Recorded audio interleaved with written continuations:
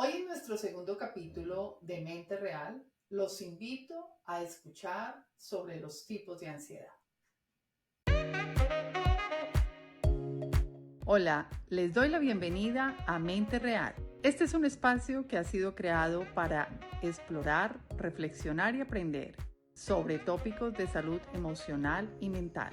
Mi nombre es Sandra Riaño, psicóloga. Aquí tendremos conversaciones muy significativas que te darán herramientas y conocimiento práctico para encontrar el balance de tu vida día a día.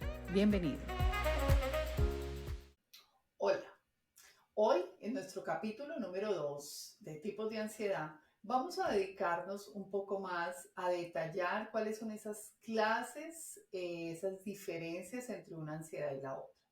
Si tienes dudas sobre qué es la ansiedad, cómo reconocerla, cuándo consultar, solo revisa nuestro capítulo número 1 que lo encuentras aquí mismo en esta red.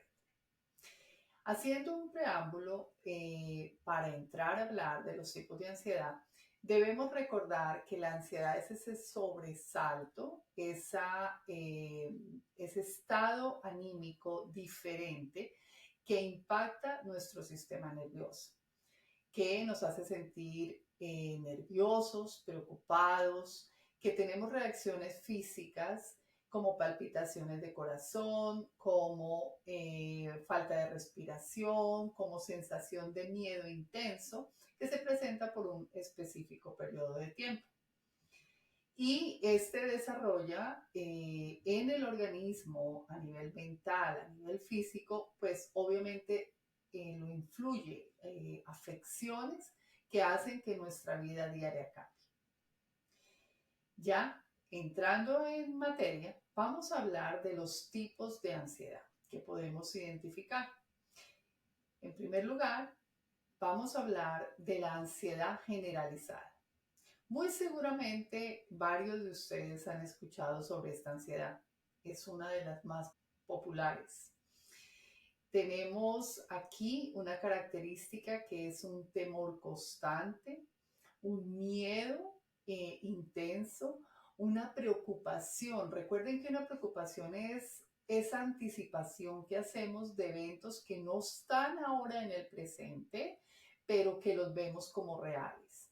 Esas son esas ideaciones que tenemos de situaciones que vemos aparecer, que están en nuestra mente, porque realmente cuando nosotros hacemos un censo alrededor, las demás personas no sienten la misma angustia o preocupación sobre ese mismo evento. Y obviamente estoy hablando de este censo que hacemos dentro de personas cercanas. Esta constante preocupación la llamamos entonces como ansiedad generalizada. Aquí, repito, el temor es intenso, hay una preocupación constante. Cuando hablamos de constante es recurrente, me interrumpe en el día, en mis actividades, me interrumpe el sueño. Obviamente me afecta mis hábitos de vida normal porque empiezo a tener esa influencia nerviosa que no me deja sentirme tranquilo, tranquila, que está ahí constantemente esa angustia y esa presión que experimentamos de manera dramática.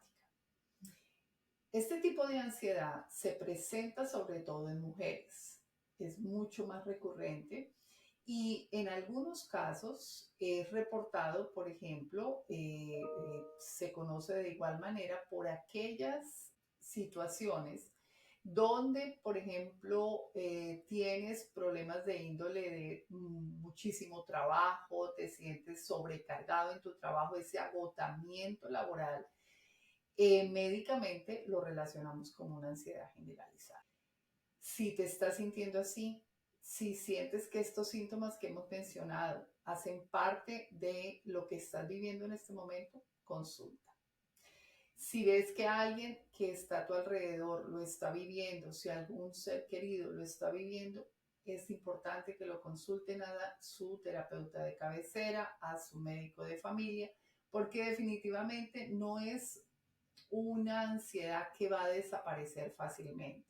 Muchas personas piensan que lo pueden manejar, pero realmente tiene unas implicaciones serias porque, como bien lo dije hace unos minutos atrás, empieza a afectar la vida general del ser humano, todas sus rutinas. Vamos con otro tipo de ansiedad. Aquí vamos a hablar de la obsesión, el obsesivo compulsivo, médicamente conocido como el trastorno obsesivo compulsivo TOC. En esta ansiedad es muy particular los rituales. Y aquí tenemos que tener claro que todo ser humano tiene de alguna manera un TOC, tiene un trastorno obsesivo compulsivo. Pero realmente donde tenemos que parar y es una alerta son aquellas obsesiones que están haciendo cambio, que nos están afectando dramáticamente en nuestra vida diaria. ¿Cuáles son esas conductas regulares que puede tener una persona obsesiva? Son esas obsesiones como de limpieza, pero que yo necesito que mi casa esté ordenada, pero no le estoy afectando realmente la vida a nadie, ¿no? Dramáticamente, sino busco que siempre mi casa esté muy organizada, todo muy limpio. Puede ser de seguridad, por ejemplo, de devolverme y mirar que todas las llaves hayan quedado, todas las puertas hayan quedado bien cerradas, de chequear doble vez estos lugares. Otra obsesión puede ser, o un ritual, el de tomar siempre un café antes de tomar el desayuno, y esto es algo regular que debo hacer. Pero fíjense ustedes que cambia la intensidad entre uno y otro. ¿Y cuando hablamos nosotros de que es una obsesión a tratar? Cuando esta idea intrusiva no me deja vivir. Pensemos en que yo estoy acostumbrado a chequear la puerta 2 veces y empiezo a hacerlo más recurrentemente, 3, 4 veces, y me tengo que devolver y ya voy en el transporte público y no me bajo porque siento que no chequeé otra vez. O cuando en situaciones de limpieza, en estas obsesiones de limpieza, empiezo a hacer que todo el mundo cambie sus rutinas y se me vuelve una guerra, de alguna manera, la convivencia en casa porque pongo a todo el mundo como con esa organización extrema. Ahí tengo que consultar. Eso no quiere decir que el orden, que la seguridad no sean importantes, pero recuerden que hay una gran diferencia entre lo que es que no está causando daño a los demás y lo que sí está causando daño porque tiene un impacto muy negativo. Entonces, es una línea delgada que tenemos que aprender a reconocer y consultar en caso de que lo veamos ya como algo que va aumentando y que es muy recurrente. Pasemos a otro tipo de obsesión, perdón, de ansiedad. Y es esa ansiedad por separación. Esta sobre todo ocurre en los niños pequeños, cuando experimentan su primer día de colegio, su primer día de jardín infantil. Es la primer separación dramática, llamémoslo así, porque es todo el día que van a estar sin los papás y obviamente los padres también experimentan esta ansiedad por separación. Lo más común que se presenta es en los niños, pero también lo vemos en las parejas o también lo vemos entre padres, entre adultos y sus hijos. Es este miedo a la ausencia, es este miedo a que dejar a la persona en el lugar donde la dejé no me va a ser fácil que yo le vuelva a ver. O sea, hay una añoranza muy intensa, hay un miedo a perder a la persona. Y entonces aquí roza un poco lo irracional, porque sabemos que, por ejemplo, cuando dejamos a un niño en su lugar de cuidado o en el colegio, pues lo vamos a recoger más tarde, lo vamos a ver, pero la idea obsesiva, intrusiva en mi mente, está en que no va a pasar y qué tal. Recuerden que en la ansiedad siempre están los y qué tales. ¿Y qué tal si llego y no está? ¿Y qué tal si llora mucho? ¿Y qué tal si pasa esto? Entonces empiezo a preocuparme aún más. Aquí también obviamente vemos la preocupación como una característica en mi mente. Esta es la ansiedad por separación. Si experimentamos esto, por ejemplo, con los niños por más de una semana, 2 semanas, donde vemos que está siendo muy difícil su adaptación, pues es importante consultar. Definitivamente un terapeuta siempre va a tener algunos tips para ofrecerte para que este trabajo de este comienzo a clases sea más sencillo. Si vas a viajar del país y nunca te has separado de tu familia, eh, también busca ayuda, consulta, porque puedes hacer el proceso mucho más fácil, no solamente para la persona que se está yendo, sino para aquel que queda. Pasemos a otro tipo de ansiedad. Aquí, en esta ansiedad, es donde experimentamos el pánico. El pánico, este trastorno de pánico, es como el exceso máximo de la ansiedad. Es donde estos ataques de sobresalto, donde hay síntomas físicos como velocidad cardíaca, falta de respiración, problemas estomacales, presión, tensión muscular, sensación de sed, visión borrosa y otras muchas más características físicas se unen al miedo psicológico, a esa parte emocional que de alguna manera nos paraliza, nos genera una angustia máxima, donde sentimos sobre todo que no tenemos control sobre la situación. ¿Y cuál es la situación? Yo mismo. Siento que me voy a morir, que me va a dar un ataque al corazón, siento que mis familiares no me van a volver a ver. Y lo más angustiante de este trastorno de pánico es que no necesariamente se presenta cuando ha habido como una anticipación, como un estímulo particular que lo cause.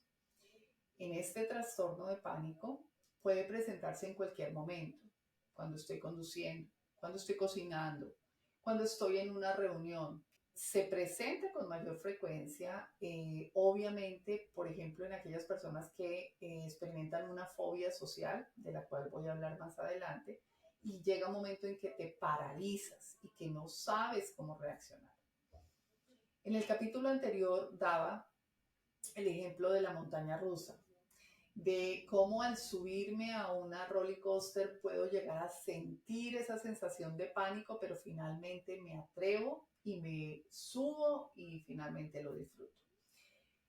La diferencia entonces en el trastorno de pánico es que no me atrevo ni a subirme a la atracción como tal, a la montaña rusa. Es que no me puedo mover, es que me paralizo, es que siento que mis músculos no responden, a pesar de que yo les estoy dando la instrucción. La mente entra en shock, ¿verdad? Con todo el sistema nervioso activado que está viajando a través de nuestra médula, a través de nuestro sistema nervioso, llega al cerebro y entra en shock, porque tanto el sistema emocional, cognitivo y físico están colapsados. Hay que tener mucho cuidado con este trastorno de pánico porque es reportado, muchas personas llegan, por ejemplo, al hospital a urgencias pensando que tienen un ataque de corazón o que les va a dar algo aún más serio a nivel cerebral, como puede ser un aneurisma, algo más serio, y resulta que es un ataque de pánico. Por supuesto, ante una situación de alerta que sentimos toda esta presión a todo nivel, pues obviamente nos angustiamos y recurrimos al sistema médico. Sin embargo, si veo que esto me está pasando con cierta frecuencia, pues es importante consultar porque hay maneras de trabajar el pánico, de reconocerlo y de saber cómo puedo desescalar estos síntomas. Hasta el momento llevamos 4 tipos de ansiedad. Vamos con el tipo de ansiedad número 5, que es el del desorden postraumático. Aquí, en este tipo de ansiedad, definitivamente sí ha habido un antecedente muy marcado y es cuando una persona ha sufrido un desastre natural, ha tenido que experimentar un trauma una situación que le ha dejado marcado, bien sea en la niñez, bien sea en su etapa adulta, pero es algo que las memorias, donde las memorias están ahí muy marcadas. Entonces, usualmente en esta vivencia, en estas memorias que quedan de esta ansiedad, generalmente vemos problemas de pesadillas, vemos que la persona experimenta esos visiones de ver la situación muy vívida, inclusive en momentos en que no está dormido, puede llegar a tener esas memorias en su presente. Y obviamente hablar de la situación le cuesta mucho trabajo. Entonces, algo muy frecuente de ver es, como lo decían, los desastres naturales, personas que han venido de la guerra, personas que han experimentado un accidente de auto, una operación muy traumática, empezamos a generar esta angustia. Y tiene las mismas características de la ansiedad: preocupación, angustia, desarrollo de síntomas físicos. Por supuesto, hay un tratamiento específico para esta ansiedad, así que les recomiendo consultar. Otro tipo de ansiedad también vemos las fobias y las clasificamos aquí dentro de la ansiedad porque también, igual que las obsesiones, de pronto todas las personas tenemos algún temor a algo en particular. Pero ¿cuándo se convierte en una fobia? Cuando es algo muy intrusivo, cuando es un pensamiento muy intenso y cuando me paraliza, ¿verdad? Entonces les voy a dar un ejemplo. Si yo tengo temor, le tengo fobia a las culebras, pero no tengo necesidad, no soy aventurera, no voy de viaje a hacer campamentos, no me gusta ir a la selva, no está dentro de mi plan, pues no tengo que tratar la fobia a las culebras. Pero imagínense ustedes a alguien que le tenga miedo a las alturas, fobia a las alturas, y trabaje en un piso 20, ¿verdad? Entonces, definitivamente aquí esa fobia sí hay que tratarla. Pero recuerden además que una fobia trae otro tipo de temores. Entonces, realmente aquí hay una clasificación muy racional de qué fobias debo tratar, porque tiene que ver mucho en qué tanto estoy yo en contacto con esa situación en particular que me genera miedo. Pasamos a otra, que es la ansiedad inducida. En esta ansiedad inducida es particularmente aquí lo que vemos que ocurre es cuando es por motivos de psicoactivos. Entonces, porque la persona ha consumido alcohol, drogas, alguna sustancia que hace que su reacción sea ansiosa. Lo vemos particularmente en ese episodio de abstinencia, por ejemplo, cuando las personas están en tratamiento de una adicción. Entonces se desarrolla este tipo de ansiedad muy compulsiva, muy activa, muy agresiva en unos cortos periodos de tiempo, pero muy intensa. Y por último, vamos a nombrar la ansiedad por enfermedad, o lo que conocemos como hipocondria, que es aquella invitación que me hago constantemente a nivel mental de que tengo una enfermedad y tengo y sufro los síntomas. Inclusive las personas que están alrededor de una persona hipocondriaca dudan de la verdad o no de la enfermedad, porque realmente la persona experimenta toda la sintomatología. Se la aprende de tal manera que absorbe todo lo que significa tener una enfermedad particular y empieza a desarrollar los síntomas. Recuerden que nuestro cerebro es supremamente poderoso y podemos influenciarlo de manera muy fuerte. Entonces, eso es lo que pasa con las personas hipocondríacas en particular, que empiezan a generar esta sugestión personal y efectivamente pueden desarrollar inclusive fiebres, dolores muy fuertes, sangrados, en fin, por la misma presión y el mismo convencimiento e instrucción que le estoy dando a mi cerebro de desarrollar ciertas patologías. Obviamente, esto no ocurre como pienso en algo y lo voy a desarrollar. Tienen otros componentes a nivel psicológico que hacen que la persona empiece a sentir estos síntomas. Todos los anteriores tipos de ansiedad, por supuesto, tienen un tratamiento, hay que consultarlos, así que les hago un resumen de lo que hemos hablado en nuestro capítulo número 2 de mente real. Ansiedad generalizada, obsesivo-compulsiva, ansiedad por separación, ansiedad por trastorno de pánico, trastorno por un trauma posterior, fobias por inducción, ¿verdad? Por estas personas que han consumido sustancias y por último la ansiedad por enfermedad. Dentro de las fobias, que lo tocaremos en capítulos adelante, encontramos la agorafobia y la fobia social.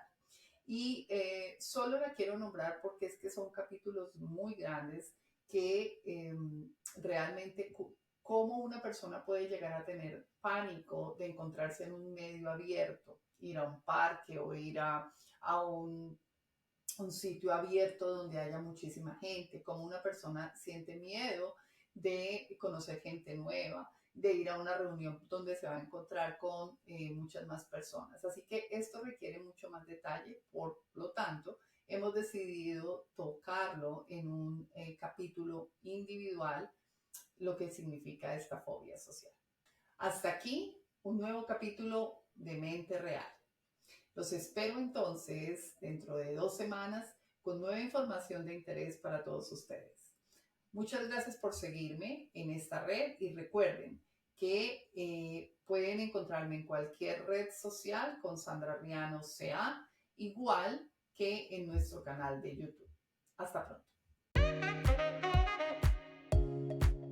Recuerda que puedes seguirme a través de las redes sociales en sandrariano.ca o a través de mi website con el mismo nombre. Si tienes preguntas o inquietudes, más que bienvenidas. Por lo pronto, nos vemos y nos escuchamos en un nuevo episodio de Mente Real muy pronto.